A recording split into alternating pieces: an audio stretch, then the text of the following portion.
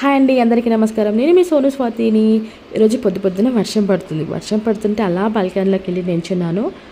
ఆ వర్షానికి వచ్చే మట్టి వాసన, ఆకులు, చెట్లు, పువ్వులు ఇవన్నీ చూస్తుంటే మనసుకి ఎంతో ప్రశాంతంగా అనిపించింది. ప్రశాంతత అనేది ఎక్కడో ఉండదండి. మనం చూసే దాంట్లో, మనకి నచ్చే దాంట్లో మాత్రమే ఉంటుంది.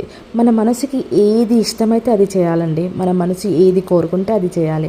మనసుకి నచ్చింది మనం చేయాలి. మనసు చంపుకొని బ్రతకడం కంటే మనసుకి ఏది నచ్చితే అది చేయడం మంచిది కదా.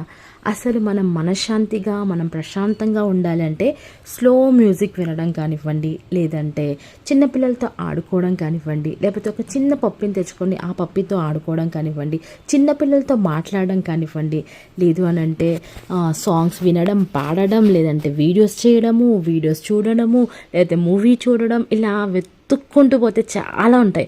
ఇవన్నీ పక్కన పెడితే ఒక దేవాలయానికి వెళ్ళి ఆ దేవుడికి మన బాధ కానివ్వండి, మనది ఏ కష్టం ఉన్నా సరే ఆ దేవుడికి చెప్పుకుంటూ ఆ గుళ్ళో అలా ప్రశాంతంగా కూర్చున్నా కూడా ప్రశాంతత అనేది దొరుకుతుంది.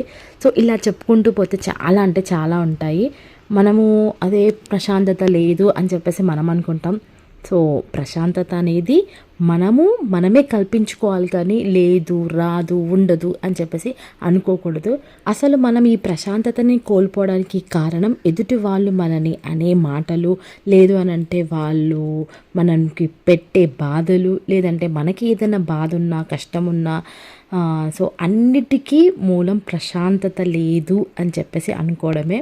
సో ఈ ప్రశాంతతకి చాలా అంటే చాలా మార్గాలు ఉన్నాయి. అవన్నీ కూడా మనం చేస్తే మనం హ్యాపీగా, ప్రశాంతంగా ఉండొచ్చు. మనసు ప్రశాంతంగా ఉంటేనే మనం బాగుంటాము.